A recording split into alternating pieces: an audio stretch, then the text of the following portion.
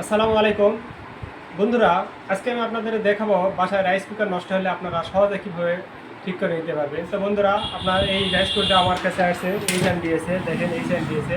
এটার প্রবলেম নিয়ে আসছে যে এই যে সিগন্যাল লাইট এটা জ্বলতেছে না, এটা না জ্বললে তো রান্না হবে না।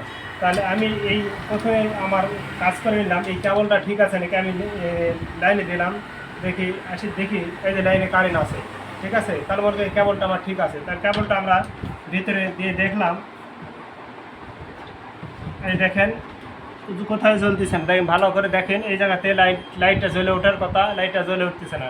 তখন আমরা কি করব, এটা প্রথমে আমরা ডিসকানেক্ট করে নেবো, এটা খুলে নিলাম, ঠিক আছে। খুলে নেওয়ার পর এই জিনিসটাকে আমরা উল্টায় নেব। কিছু নাট আমি আগে খুলে রাখছি, দেখেন এই যে খুলে রেখেছি। আপনারা কি করবেন, এইরকম একটা টেস্টার দিয়ে এই নাটগুলো এইভাবে ঠিক ঠিক এইভাবে খুলে নেবেন। হ্যাঁ, এভাবে খুলে নেবেন, নিয়ে আলাদা করবেন। দেখবেন এই যে এইখানে এই জায়গাতে দেখেন এর সমস্যাটা কোন জায়গাটা আমি ধরতে পারছি। এর সমস্যার ফিউজটা কেটে গেছে। আমরা যদি ফিউজটা নতুন করে দেই তাহলে ইনশাল্লাহ এটা ঠিক আছে।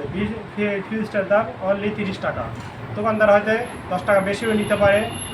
হ্যাঁ, এই 10 টাকা এইটুকু ঠিক করে দিলে, লাগাই দিলে ঠিক হয়ে যাবে।